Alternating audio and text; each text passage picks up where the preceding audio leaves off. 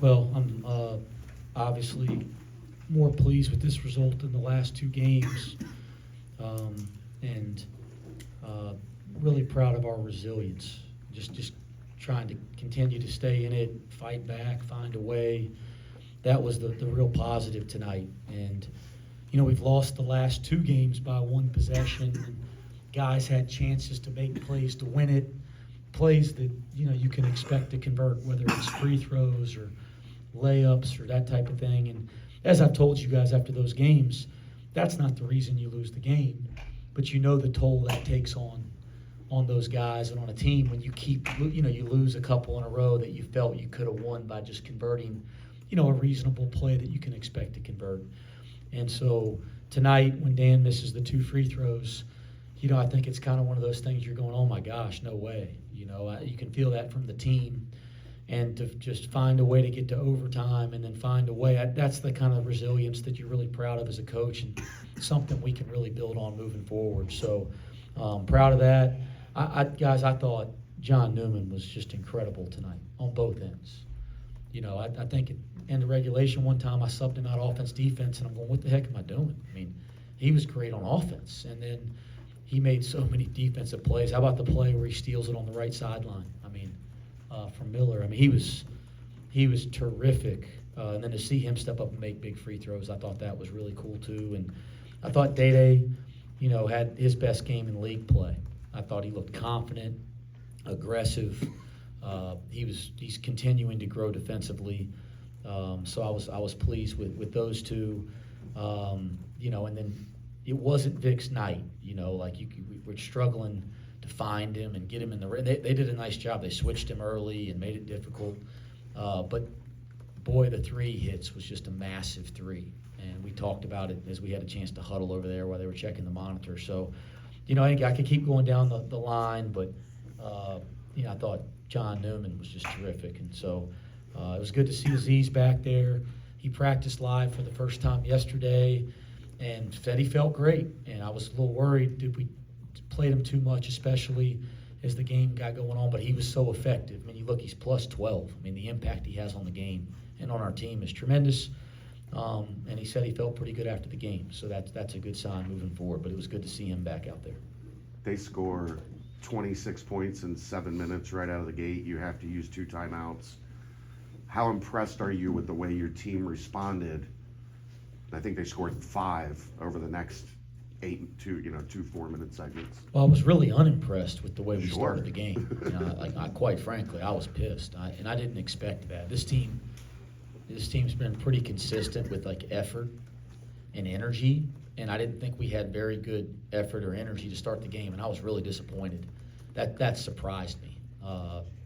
But then, as I said, the thing I was proud of tonight was how we responded to things, and we responded quickly. And I thought that Jizzle, Josh, and AZ came off the bench and just ignited us a little bit. I thought they gave us some energy early, and that kind of got us going a little bit again.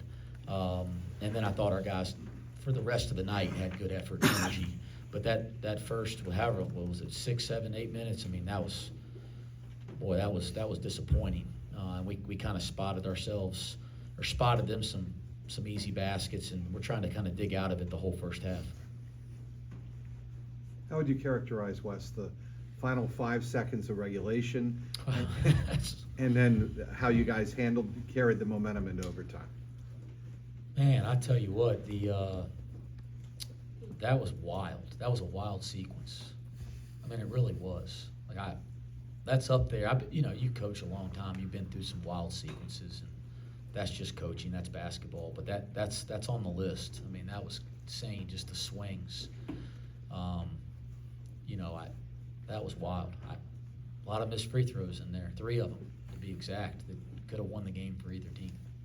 John called his 2 makes at the free throw line a full circle moment. He talked about how down he was after the Texas game.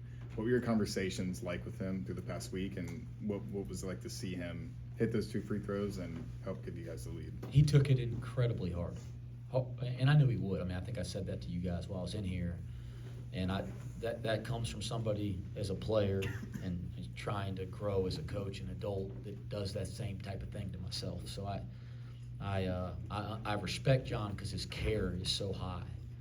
I can relate to that. But he's also a leader on our team, and it's like, this is what I've learned about being a coach. We take losses incredibly hard, guys. Somebody said something in a press conference the other day about, you guys see Patino's press conference? I mean, every coach relates to that because it was just brutally honest, and you're like, yep, I feel the same way. But as a coach in a leadership position, we don't get to dwell because we have a responsibility to the guys in the locker room to respond the right way and prepare for the next game and lead them. We don't get to dwell.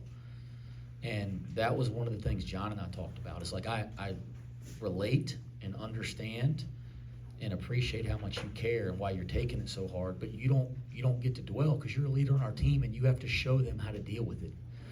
And he didn't turn the corner as quick as I wanted, but by the time we got into the Baylor game, I thought he had the right approach, and I thought that helped our team after the Baylor game when Dan misses, a layup and Seamoss misses a three, and they're really down. I thought it helped. They've all kind of been through it together a little bit now, and that's how the team starts coming together. So he took it really hard, but it was great to see him kind of back looking confident, get back to that moment on the free throw line and make two big ones. How do your emotions run with Day-Day? He'll bang a bunch of layups, then he'll turn around and make super clutch shots, big rebound.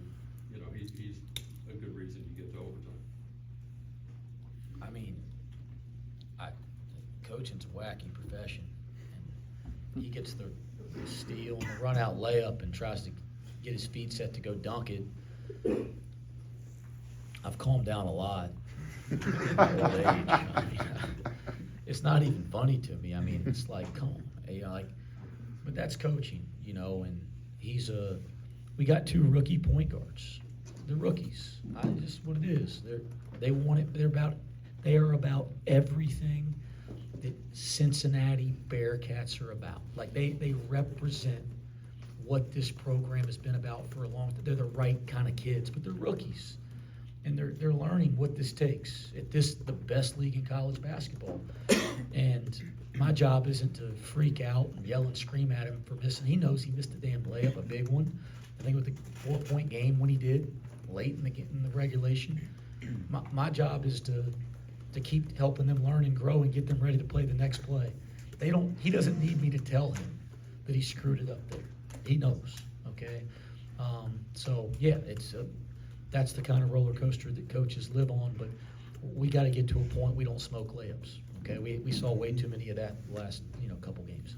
You talked after the Texas game about John maybe being fatigued at the end because you had to use him almost all 40 minutes. How much has it meant for this team for Josh? I thought gave great minutes on Emmanuel Miller, when you called on him, to be able to kind of give you a second defensive guy on the wing that you can use. I think I'm actually glad you asked the question. You're welcome. He has been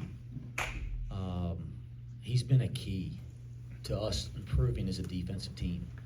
I don't know if we looked like an improved defensive team tonight, but during stretches. But he's been a massive key. He's one of our best defensive players, and to have somebody else other than John that you not just can play defense, but you can rely on every day.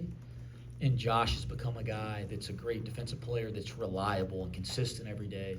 It's really added to our team in an incredibly positive way, and probably something that doesn't get enough attention and should.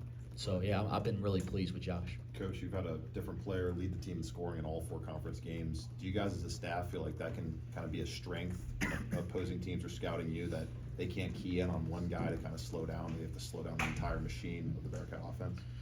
I think, when it comes to our offense and guys' performances, I think guys we don't have a team full of, 4th and 5th year seniors.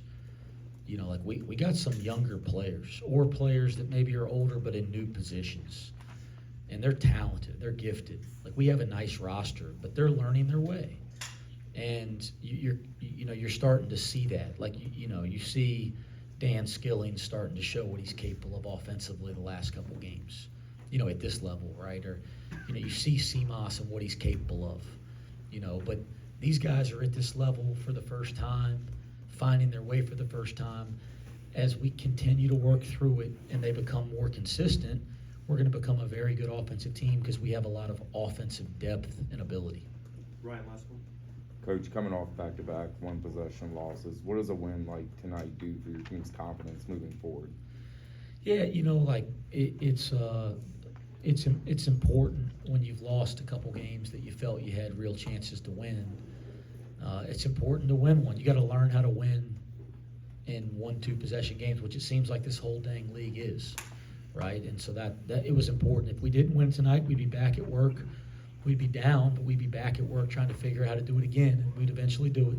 But it was nice that it came through tonight, and that should give our team some confidence. All right, thanks, Coach. Thanks, Coach. Thanks, guys. Thanks, Mike.